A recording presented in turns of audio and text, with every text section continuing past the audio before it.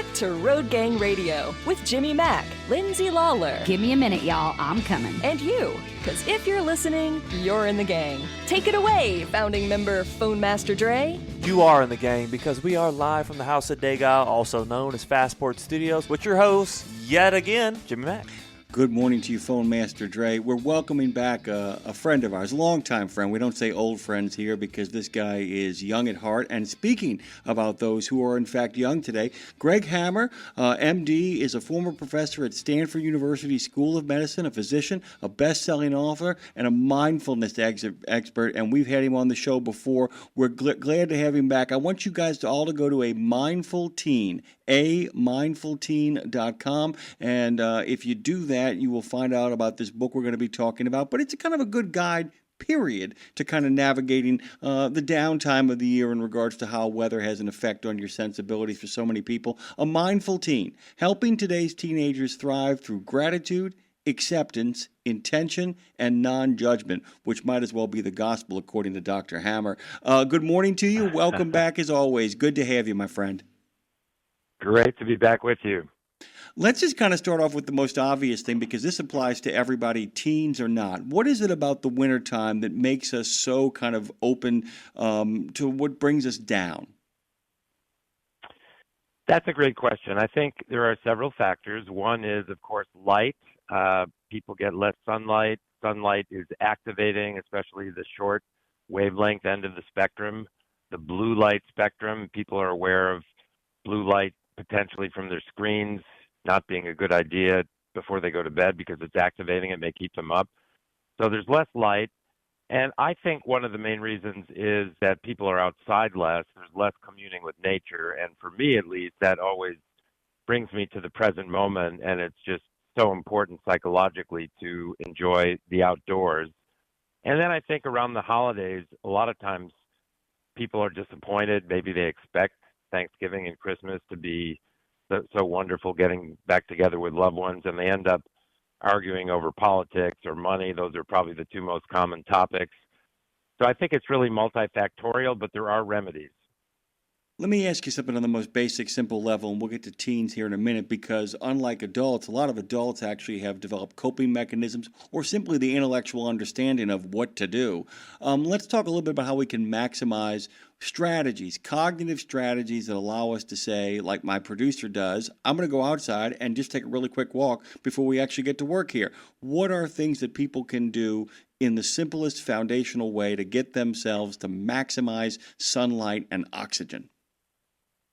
Well, I think first of all, we need to always go back to basics. When we're a little bit off the rails, not quite ourselves, maybe a little bit down, we have to take care of our physical health first. So sleep hygiene, exercise, which includes getting outside and even just taking a brisk walk around the block, and nutrition, because what we eat is so important to our health. And then with regard to our mental health, again, in the winter, manage to get outside. If it's getting dark or gray outside, wear some reflective clothing and maybe a light that allows you to be seen, if not see.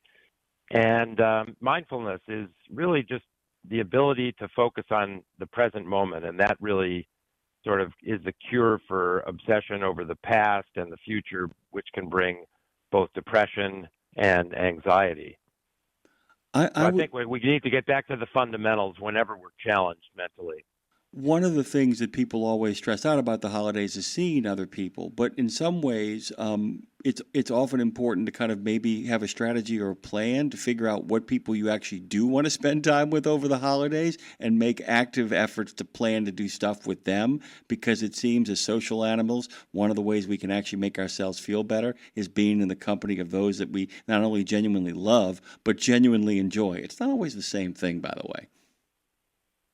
You're absolutely correct. And I think, again, going back to our mental health, you mentioned GAIN as part of the title of my first book, Gain Without Pain, and also the GAIN elements being so central to the second book, A Mindful Teen. And the N in GAIN is non-judgment. And I think we are too quick to judge people, and, with our negativity bias, which we all have, it's the way we're hardwired, we tend to judge others, the world, and notably ourselves in a negative manner. And the good news, again, is there are remedies. With the mindfulness practice, for example, the gain practice, we actually learn how to drop unnecessary judgments. So some judgments are adaptive and most are maladaptive.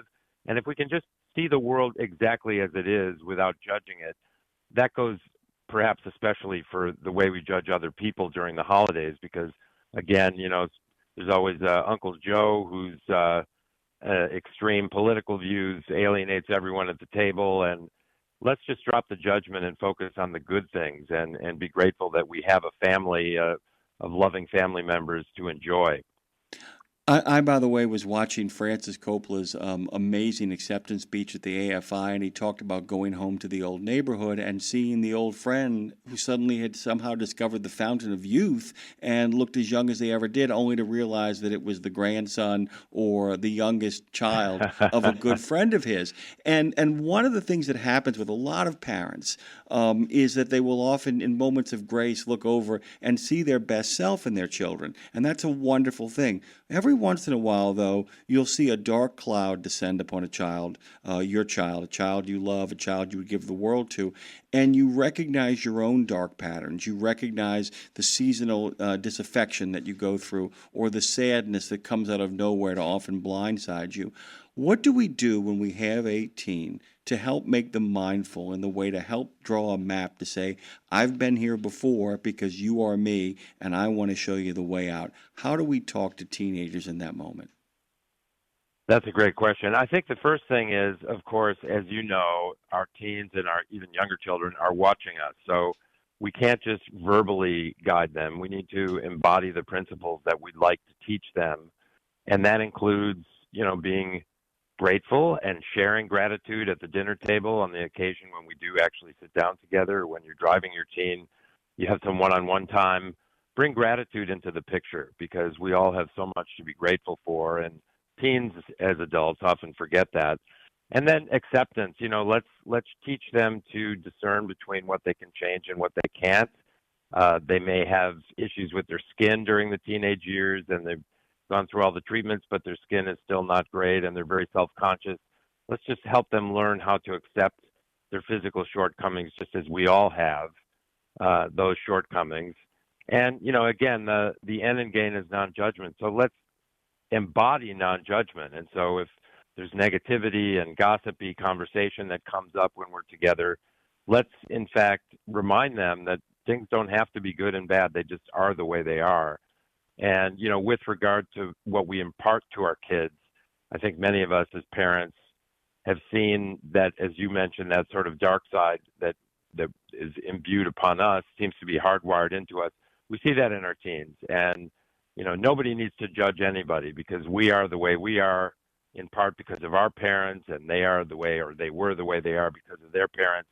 So let's drop the judgments, and we can embody that non-judgment and help teach our teens by example.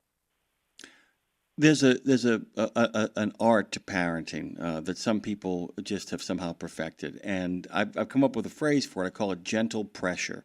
The idea that you don't want to be too much of a disciplinarian to end up pushing them away from the message, but to be able to exert enough authority and pressure to still kind of set up guidelines and guardrails for them to kind of navigate safely.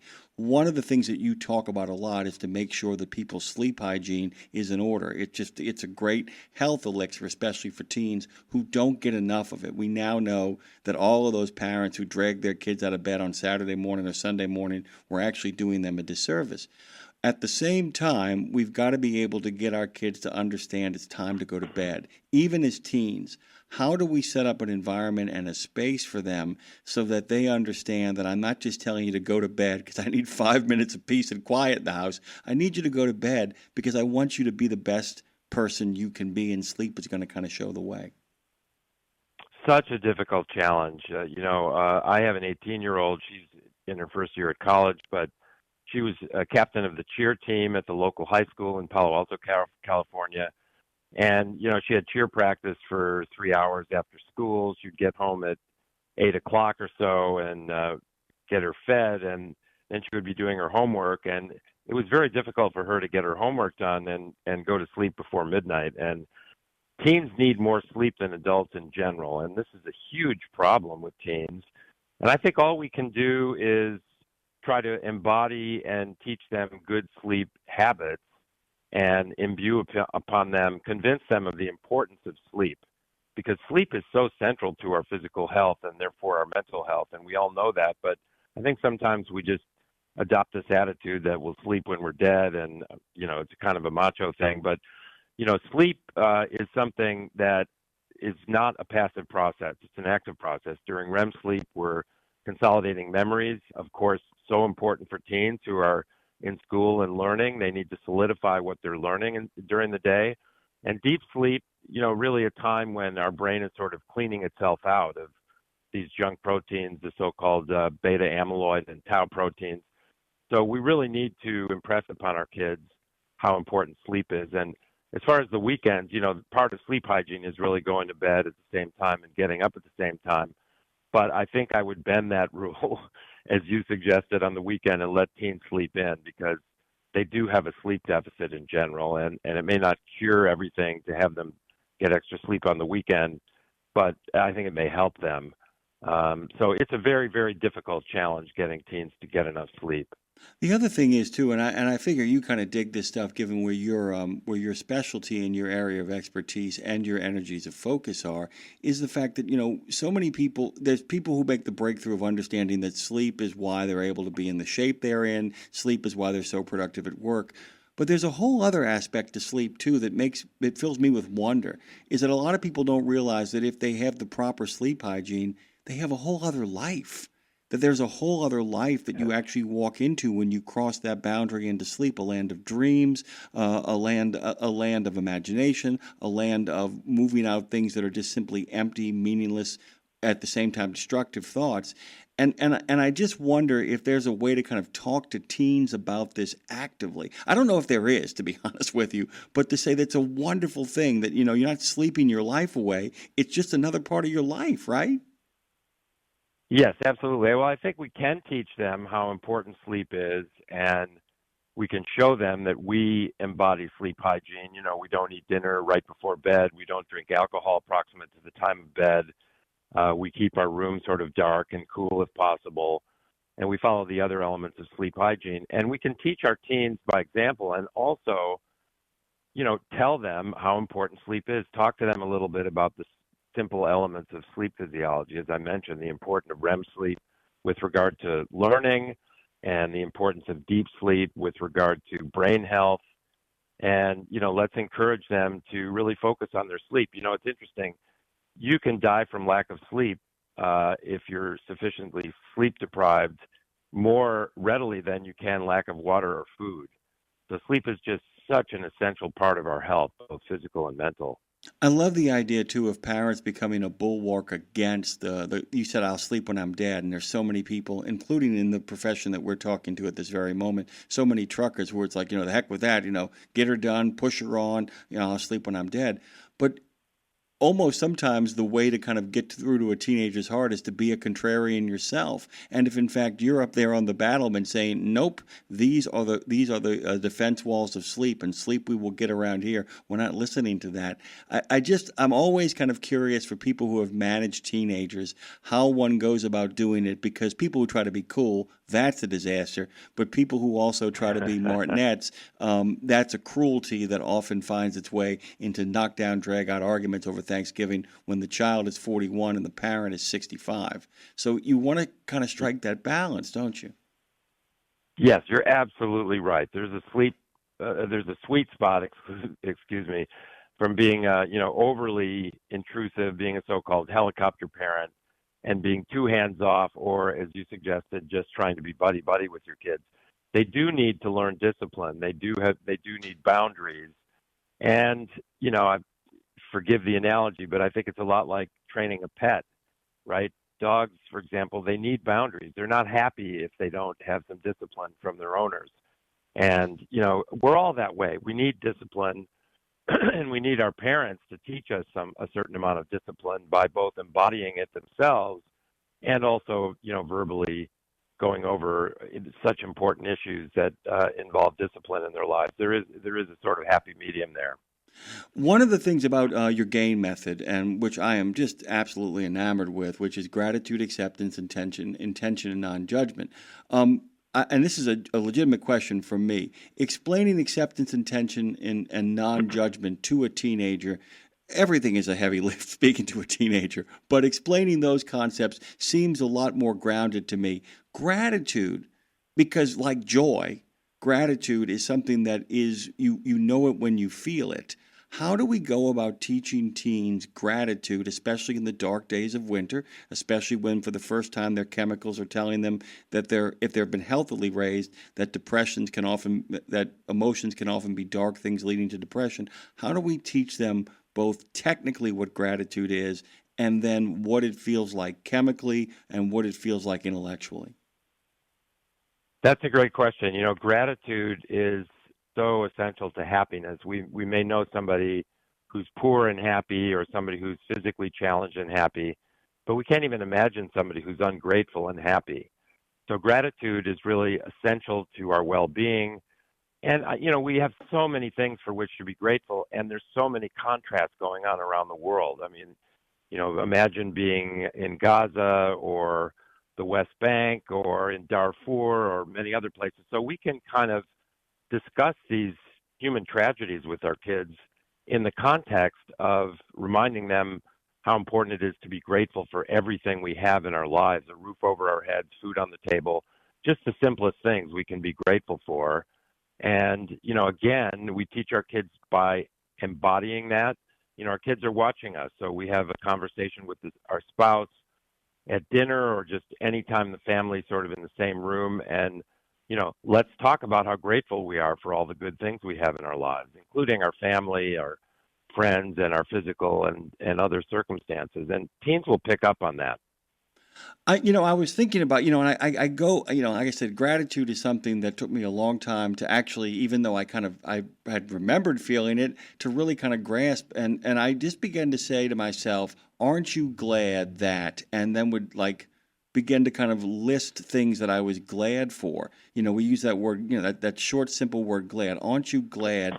And that's almost the way to kind of get there, is to kind of make a list of all the things that you were grateful for, to be like, I am grateful that this happened today. And that it's almost like the yes game. I don't mean saying yes to everything that comes along, because that can lead to stress unto itself, but the idea of being open to the possibility of yes. Is gratitude for you the idea of being open to the possibilities that there are rewards that we didn't even earn that are coming our way? Yes, I suppose that gratitude does pave the way for that, but I also believe in just being grateful for what we have in this moment. Excuse me. And then, I think if we are someone who's grateful, rather than somebody who complains about our circumstances, we will attract good people and good things in our lives.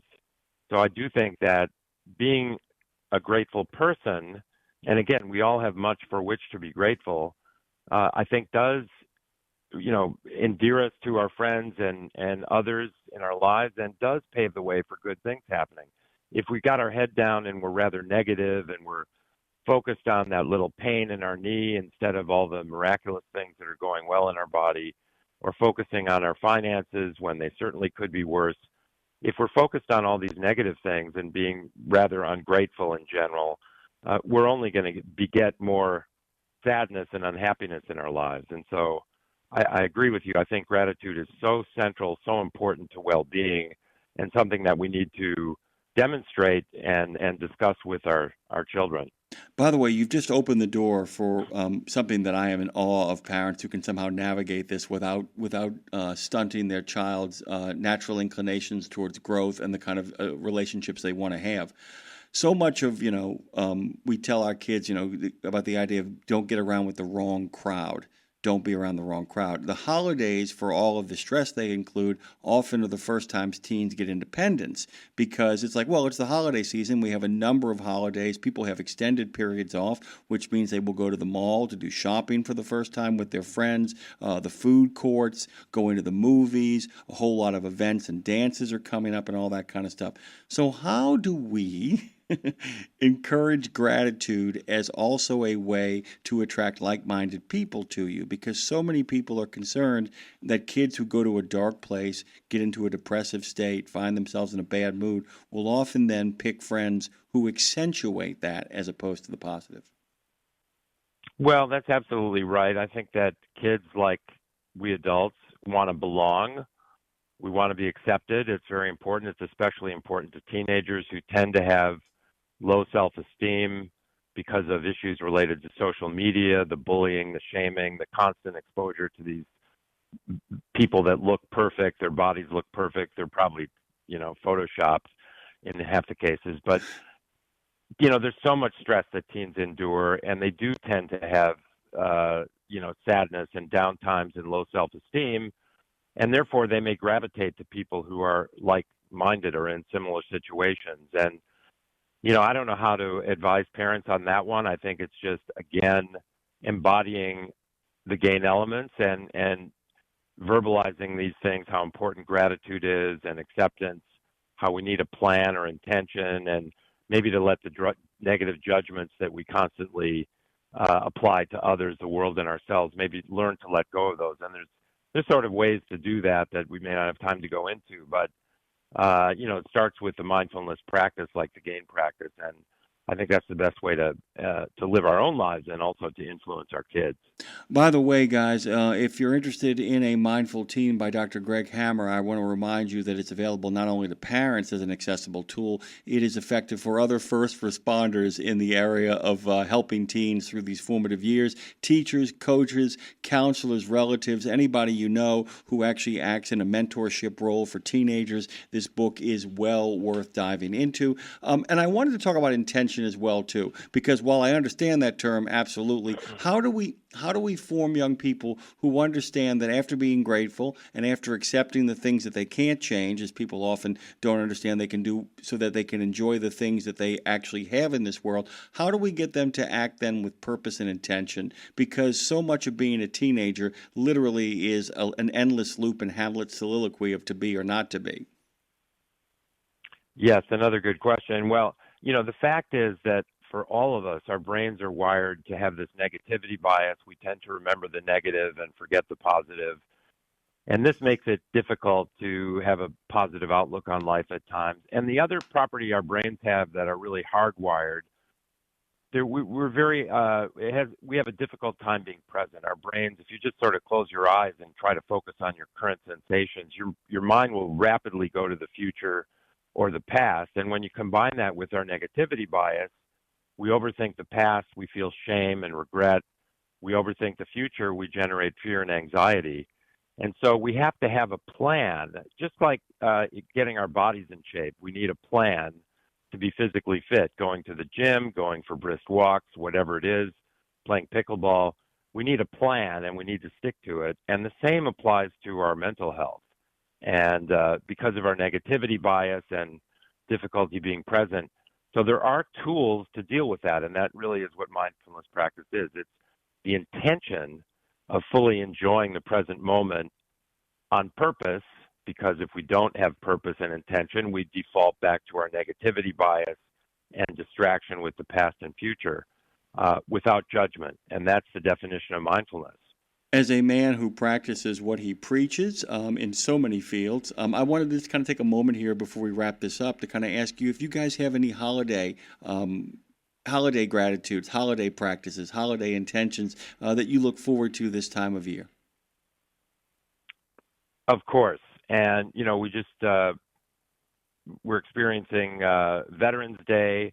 And I think the first thing we can do is be grateful to all those who have served in the military and possibly laid down their lives or put their lives in extreme risk for our freedom. So that's a source of gratitude this month in November. And then, of course, Thanksgiving is all about gratitude. It really is a perfect time for us to sit together and really spend some time focusing on the things for which we're grateful, the bounty of food that we may experience, et cetera. And then I think, I'm not particularly attracted to all the commercialism around Christmas, but I think it's also a time to celebrate each other and be reminded of how how rich our lives are, and be grateful for everything we have in the way of bounty in our lives. So I think November, December are gratitude months, if you will. I really dig that, by the way, and it's a great reminder that whether it's Arbor Day or Halloween or Thanksgiving or Veterans Day or Christmas, that we can turn those holidays rather into stress-inducing moments into these kind of gratitude destinations, that you're going to create space in each one of them to make sure it's kind of like the people that start their every day with an exercise, as you talked about, to specially use those particular holidays of saying, what on this particular day do I have to be grateful for, and have that kind of infuse you to kind of set the intention for the rest of the day and how you kind of go about celebrating it. I want to make sure everybody has all the socials that are necessary to enjoy Dr. Hammer's work. Guys, please go to amindfulteen.com. It is well worth checking out. And don't forget, Dr. Hammer's first book, which really turned us on to Dr. Hammer, Gain Without Pain, is available everywhere that books are sold as well. We're thrilled to have you, by the way. Do you have any kind of final words for our friends out there who maybe are going to go back and face their teen with a little bit more resolve, but at the same time gratitude that such a wonderful child in their life? I would say for our teens and ourselves, let's remember that our brains are all hardwired the same way through, hundreds of thousands of years of evolution. We're hardwired to be rather negative and wary and think about the worst thing that might happen. That may have served us well 200,000 years ago when there may have been a saber-toothed tiger lurking outside the mouth of our cave. But it's mostly maladaptive now. And so if you're having these feelings of sadness during wintertime in particular, just remember that we're all in this together. We're all much more alike than we are different. This is not your dirty little secret. Let's reach out to a friend and connect, and I think that's a source of great joy. And that's what I would like people to remember. Don't think that this is just your way of thinking. This is the way we all think.